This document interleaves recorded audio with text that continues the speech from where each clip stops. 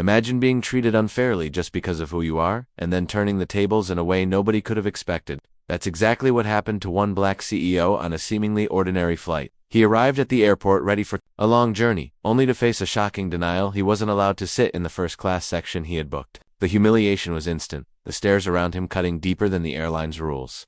For someone used to leading billion-dollar companies, this was more than a minor inconvenience. It was a spark that would ignite a chain of events no one saw coming. Minutes later, with tension still thick in the air, this CEO made a decision that would shake the aviation world. In a move that stunned passengers and staff alike, he triggered an action so powerful that it grounded not one, not 10, but 173 planes across the country. Airports went into chaos, flights were delayed, and airline executives scrambled to figure out what had just happened. The story of a single denied first-class seat turning into a nationwide disruption was unfolding in real time, and people everywhere were left asking the same question: how could one person make such a massive impact in just minutes? As we dive into this unbelievable true story, you're about to see how leadership, determination, and a refusal to accept injustice collided in a way that changed everything. Stay tuned, because the next part reveals the incredible chain reaction that left the aviation industry reeling, and it's far stranger than you can imagine. To understand why this moment had such explosive consequences, we need to go back a little. The CEO, a man who had built his company from the ground up, was no stranger to pressure or high-stakes decisions. He was known for his sharp mind, quick thinking, and a sense of justice that never backed down. But being stripped of a first seat wasn't just about comfort, it was a reminder of how subtle biases and unfair treatment still exist, even at the highest levels of success. As he walked away from the counter, frustration simmering, people nearby whispered, some curious, some skeptical. Airline staff glanced nervously, sensing that this was no ordinary complaint. Little did anyone know, the CEO's influence stretched far beyond boardrooms and contracts. Behind the calm exterior, he had access to tools and networks that could ripple across systems with the click of a button. Every decision he made carried weight, and in that moment, his resolve hardened. Meanwhile, passengers in nearby terminals began noticing unusual activity on flight monitors. Staff were typing furiously, making calls that seemed urgent, while security crews moved quickly but cautiously. The tension in the air was palpable. Something big was coming, and no one could predict exactly what the CEO's actions were about to intersect with a network of airline systems in a way that would test policies, authority, and patience. As the minutes ticked by, the entire airport held its collective breath. One man's refusal to accept injustice was about to expose vulnerabilities and shake an entire industry, and the full impact was still unfolding, leaving everyone on edge. As the CEO calmly walked toward his gate, the first signs of disruption began to appear. Flight attendants exchanged confused glances, pilots received cryptic alerts, and passengers started noticing delays on screens that had never blinked red before. It wasn't just one flight being affected, something far bigger was happening, and no one could immediately trace the cause. In conference rooms high above the terminals, airline executives were scrambling to understand the situation, their calls growing louder, more frantic with each passing minute. Meanwhile, on the tarmac, ground crews found themselves immobilized, unsure whether to follow routine procedures or wait for instructions. Across the country, air traffic controllers noticed unusual patterns, planes queued in ways that weren't standard, and an invisible hand seemed to be pulling strings that no one could see. The tension was building not just for the CEO, but for everyone caught in the unfolding chaos.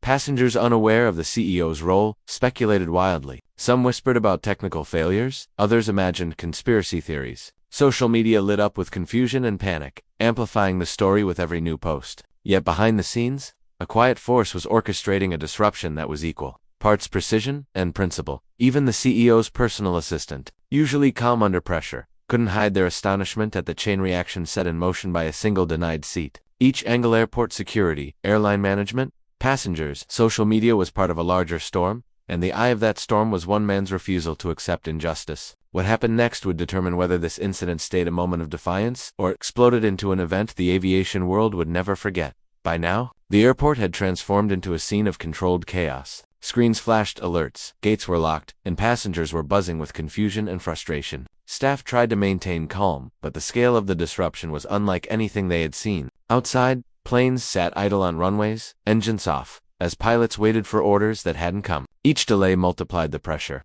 turning a single denied seat into a storm felt across the nation. Airline executives held emergency meetings, their faces tense as they tracked the cascading effects on flight schedules. Calls flew between airports, operations centers, and control towers, all trying to piece together what had triggered the unprecedented gridlock. Meanwhile, passengers speculated and shared videos online, spreading confusion and curiosity in equal measure. The story of the CEO's denied first-class seat was going viral, but very few knew that it was the spark for what had now become a nationwide disruption.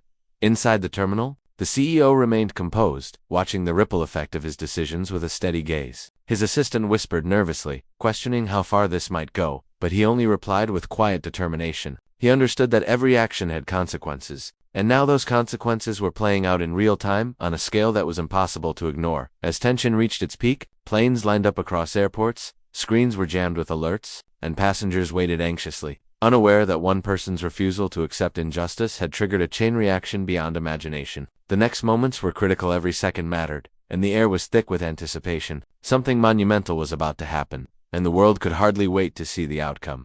Just when it seemed the airport chaos had reached its peak, an unexpected twist sent tension soaring even higher. A system alert flashed across multiple terminals. It wasn't just one airline affected. Any more other carriers' flights were being grounded too. Suddenly, 173 planes across the country were delayed, their passengers stranded, some on the tarmac, others stuck in crowded terminals. Airline executives were stunned. How could a single incident ripple so far and so fast? Meanwhile, the CEO watched calmly, aware that his actions had set off something far bigger than he initially imagined. His assistant's hands shook as they scrolled through real-time flight data, trying to anticipate the fallout. On social media, speculation ran wild. People posted videos of grounded planes, jammed gates, and frustrated passengers, turning the incident into a trending story with millions of views in minutes. News outlets scrambled to cover the unfolding disruption, dubbing it an unprecedented aviation shutdown. While analysts tried to trace the mysterious origin of the chaos, even airport security, usually unshakable, now moved cautiously, unsure whether this was a technical failure, a coordinated hack, or the actions of one exceptionally powerful individual. Every angle of the story, from passengers and staff to airline executives and media, was converging into a single, tense moment, and no one could predict what would happen next. The CEO's calm presence contrasted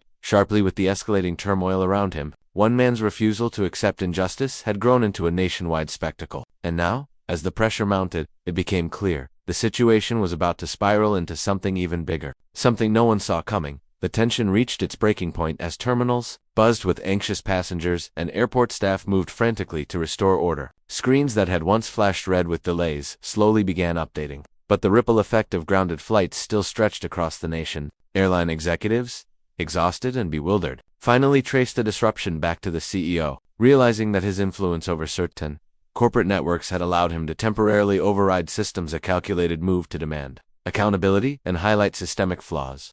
The CEO returned to his daily life, but the impact of his actions lingered. His company praised his leadership not just for business acumen, but for standing up for fairness in a way that challenged systemic flaws. Employees and peers alike reflected on the power of persistence, courage, and ethical conviction even in situations that seemed small or routine. People everywhere were reminded that standing up for what's right can create waves far bigger than anyone expects. Passengers, staff, and executives learned lessons that went beyond airline logistics. The incident became a story about dignity, justice, and the consequences of underestimating someone determined to act. While flights resumed and systems stabilized, the ripple effects of that day left an enduring mark, a reminder that fairness and accountability are worth standing up for, no matter the scale. In the end, a denied first-class seat turned into a defining moment, showing how one person's resolve could challenge authority, inspire change, and leave a legacy that reached far beyond the airport gates.